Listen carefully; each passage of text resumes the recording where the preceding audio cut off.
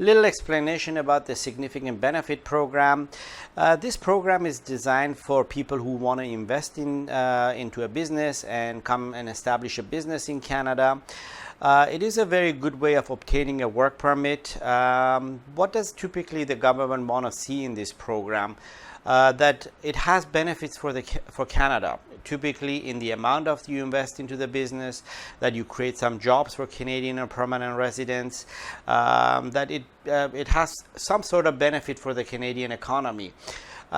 Typically with these applications, what you have to ensure that the package is complete. You want to make sure you provide as much information. We want to see that the business has been established, that it's been running.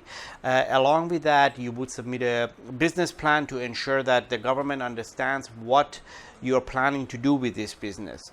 The first work permit is given for the first 1 year. And you are eligible for extension as long as you meet the milestones in your business plan. We have seen sometimes that the business plan, the work permits are given for 2 years or 3 years, but it's that's, like I said, it's been in rare circumstances. Typically, the first one should be for 1 year with a very strong business plan. One thing to keep in mind with this program is most people don't necessarily just want a work permit. They actually want to achieve permanent residency. And when you go through this program, you have to ensure that you meet the requirements under the federal skilled worker category to be able to get permanent residency. What is the reason behind this?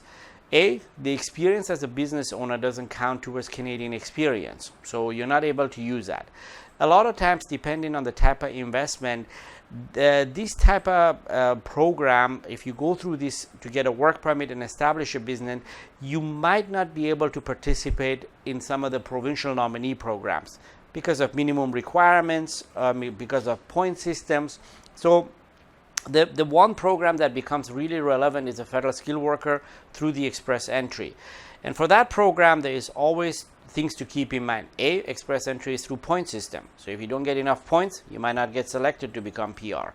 You have to have good language skills, minimum CLB 7. You have to have work experience. You have to have education.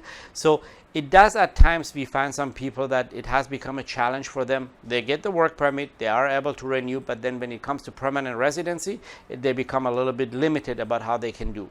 The good things about this program, when you get a work permit, your spouse gets an open work permit, your children can actually attend school with study permits, and sometimes there is options available where you can actually explore other opportunities to be able to get permanent residency, maybe through your spouse. One thing to keep in mind, after 1 year, having the work permit and extended, you could also benefit from getting additional points in the express entry system based on the NOC code that was awarded to you for this type of work permit.